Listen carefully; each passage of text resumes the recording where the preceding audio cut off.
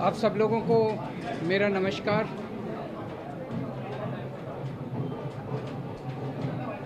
आज supreme court का जो ऑर्डर आया है ये कई मायनों में बहुत ही ऐतिहासिक ऑर्डर है। दिल्ली के लोगों की बहुत बड़ी जीत है। दिल्ली के लोगों के साथ जो अभी तक अन्याय होता आया उनके साथ माननीय सुप्रीम कोर्ट ने न्याय किया है। आज से 8 साल पहले 23 मई 2015 को हमारी 14 फरवरी 2015 को सरकार बनी थी। फरवरी, मार्च, अप्रैल, मई 3 महीने के अंदर, सरकार बनने के 3 महीने के अंदर ही जैसी हमारी सरकार बनी 67 सीट आई। 3 महीने के अंदर ही प्रधानमंत्री जी ने एक आदेश पारित करवाया केंद्र सरकार से कि दिल्ली के सर्विसेज के मामले अब दिल्ली की मुख्यमंत्री के पास नहीं रहेंगे, वो एलजी के पास रहेंगे या केंद्र सरकार के पास रहेंगे। इसका क्या मतलब हुआ? इसका मतलब ये हुआ कि दिल्ली सरकार में काम करने वाले जितने भी ऑफिसर हैं, जितने भी कर्मचारी हैं, ऊपर से लेके नीचे तक, आईएएस अफसर से क्लास ए से लेके क्लास 4 कर्मचारी तक, चपरासी तक, सारे कर्मचारियों की ट्रांसफ़र पोस्टिंग, उनकी डिसिप्लिनरी प्रोसीडिंग्स, नई अपॉइंटमेंट, पोस्ट क्रिएट करना, पोस्ट एबॉलिश करना, पक्के करना, ये सारा जो है ये अब दिल्ली की चुनी हुई सरकार के पास नहीं होगा। यानी कि अगर मैं मुख्यमंत्री हूँ, मेरे सामने कोई कर्मचारी रिश्वत ले रहा है, मैं उसे सस्पेंड भी नहीं कर सकता, मैं उसकी ट्रांसफ़र नहीं कर सकता। एजुकेशन सेक्रेटरी कौन होगा ये हम नहीं तय कर सकते, हेल्थ सेक्रेटरी कौन होगा ये हम नहीं तय कर सकते। ये आदेश प्रधानमंत्री जी ने 23 मई 2015 को पारित किया। 8 साल को इस्तेमाल करके दिल्ली के कामों को जानबूझ के रोका गया। हम दिल्ली में स्कूल अच्छे करना चाहते थे तो वो जानबूझ के ऐसा एजुकेशन सेक्रेटरी बिठाएंगे जो कि काम ना करे। हम अगर मोहल्ला क्लिनिक बनाना चाहते हैं तो जानबूझ के ऐसा हेल्थ सेक्रेटरी बनाया जाएगा जो कि काम ना करे। जानबूझ के ऐसा फाइनेंस सेक्रेटरी बिठाया जाएगा जो हर चीज़ के अंदर अड़ंगा अड़ाए। तो इसको इस्तेमाल करके दिल्ली के हर काम को रोका गया। एक तरह से मेरे दोनों हाथ बांध दिए गए पीछे और मुझे नदी में फेंक दिया गया कि अब तैरो। ये तो ऊपर वाले का शुक्र है कि दोनों हाथ बंधे हुए होने के बावजूद भी हम किसी तरह से तैरते रहे और ऊपर वाला हमारा साथ देता रहा। इन सारी कठिनाइयों के बावजूद दिल्ली के अंदर हम लोगों ने इतना शानदार काम किया पिछले 8 साल के अंदर। तो आप सोच सकते हैं कि अगर हमारे पास पूरी पावर होती तो हम कितना ज़्यादा काम कर सकते थे। आज हम सुप्रीम कोर्ट के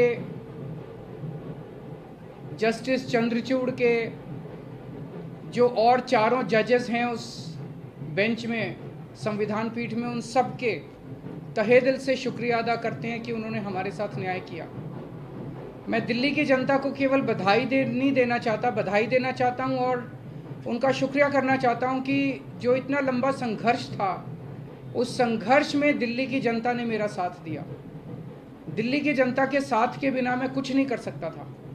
आज जो ये इतनी बड़ी जीत हुई है ये उन्हीं के आशीर्वाद, दिल्ली की जनता के आशीर्वाद और उनके साथ का, उनके सहयोग का नतीजा है।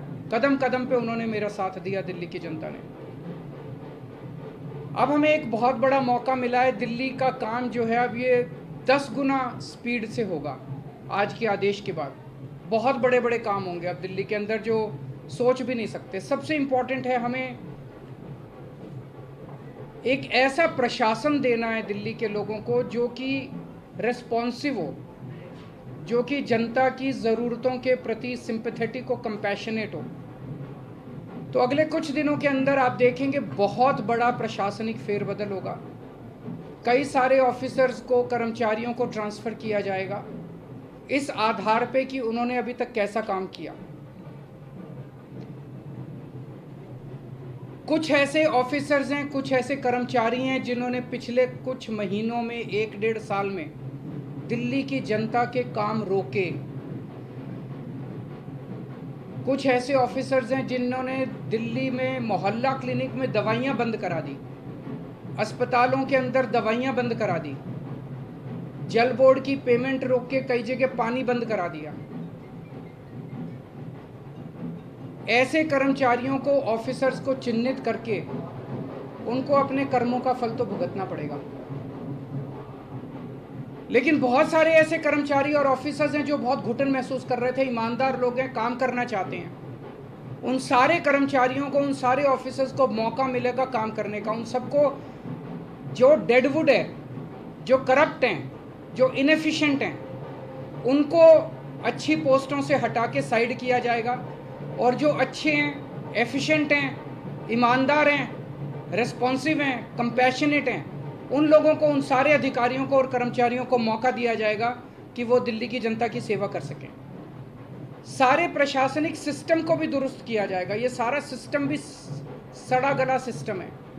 ऐसा सिस्टम बनाया जाएगा जो जनता के प्रति जवाबदेह हो और जनता के लिए रिस्पॉन्सिव हो, जनता की ज़रूरतों के प्रति रिस्पॉन्सिव हो। तो व्यवस्था के अंदर जितनी कमियां हैं, इन सारी कमियों को दूर किया जाएगा। तो पूरे सिस्टम को और ऑफिसर्स को और कर्मचारियों को जनता के प्रति जवाबदेह बनाया जाएगा और जनता के लिए रिस्पॉन्सिव बनाया जाएगा। एक लीन एंड थिन गवर्नमेंट तैयार की जाएगी। Lean, thin, responsive, compassionate and accountable government, ये हम चाहते हैं। दिल्ली, जैसे दिल्ली ने पूरे देश को शिक्षा का मॉडल दिया, हेल्थ का मॉडल दिया, अब एक ऐसे गवर्नेंस का, एडमिनिस्ट्रेशन का मॉडल हम जनता के सामने रखेंगे, पूरे देश के सामने रखेंगे। मैं देखता हूं कि कई ऐसी पोस्ट्स हैं जिनकी ज़रूरत नहीं है। उनमें कोई भी कर्मचारी या अधिकारी बैठ के जनता की 4 अड़चनें ही लगाता है। अगर वो ना रहे तो ज़्यादा अच्छा रहेगा। तो ऐसी पोस्ट्स को चिन्हित करके या तो उन्हें खाली छोड़ा जाएगा या उन्हें अबॉलिश कर दिया जाएगा। जहाँ जहाँ ज़्यादा पोस्ट्स की ज़रूरत है वहाँ ज़्यादा पोस्ट्स क्रिएट की जाएंगी। जहाँ जहाँ लोगों को ज़रूरत है वहाँ ज़्यादा पोस्ट, जैसे अब इतने मोहल्ला क्लिनिक बना रहे हैं, तो जब डॉक्टर्स की ज़रूरत है, पैरामेडिक्स, वहाँ और क्रिएट किए जाएंगे। तो अभी तक हम लोगों ने स्कूल, अस्पताल में एक मॉडल दिया।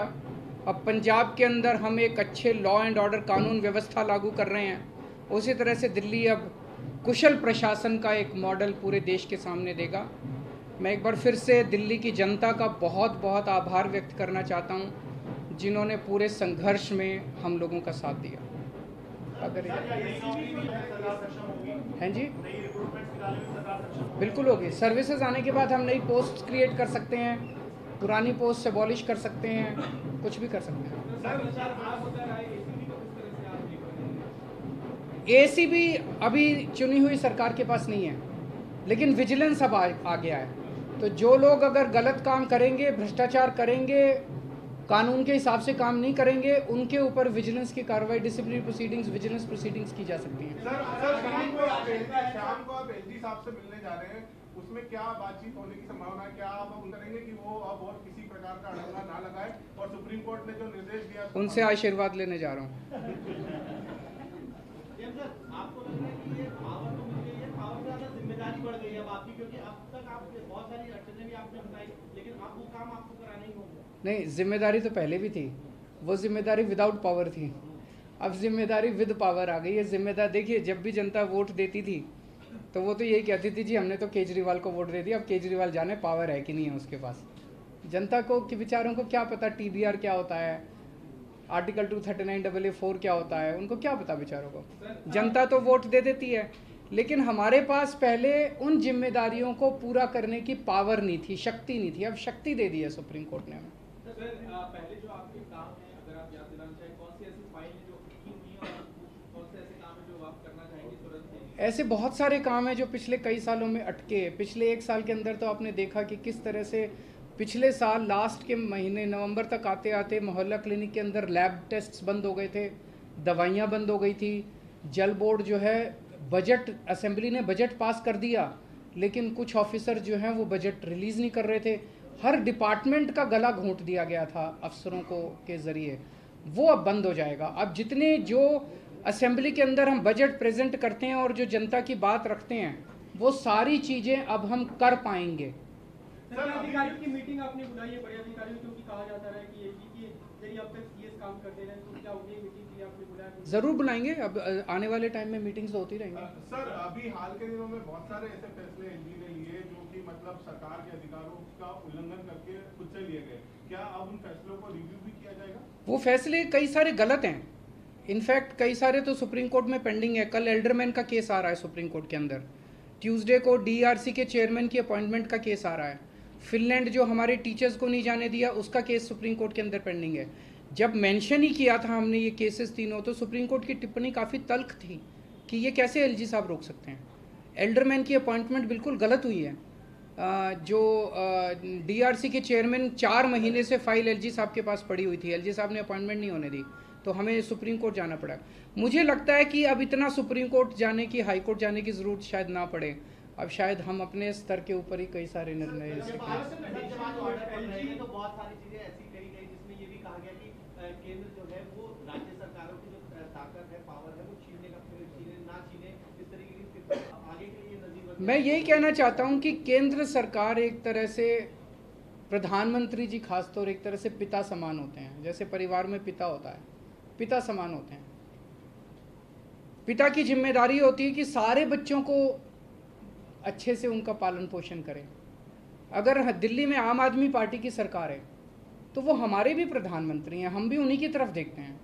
चाहे बीजेपी की किसी राज्य में सरकार है, किसी में कांग्रेस की सरकार है, किसी में आम आदमी पार्टी की सरकार है, वो सारे के सारे प्रधानमंत्री को एक तरह से पिता समान देखते हैं कि भाई ये कोई मुसीबत आएगी तो हमारी मदद करेंगे। लेकिन अगर जैसे ये 23 मई 2015 को आदेश पारित करके दिल्ली सरकार की पावर छीन ली गई, 8 साल तक हमें बिना पावर के काम करना पड़ा, काम रुक गया, किसका फ़ायदा हुआ? आज सुप्रीम कोर्ट ने साबित कर दिया कि ये गलत था, ये ऑर्डर बिल्कुल गैर संवैधानिक ऑर्डर था। जितनी सख्त लैंग्वेज के अंदर सुप्रीम कोर्ट ने बोला है, उससे ये साफ जाहिर है कि ये ऑर्डर केंद्र सरकार का बिल्कुल गलत था।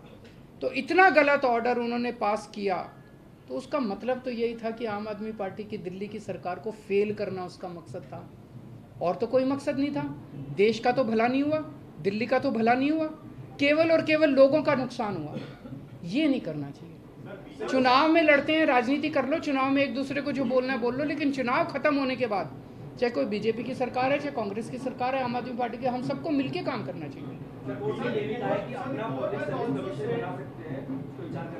वो देखेंगे, अभी तो ऑर्डर है।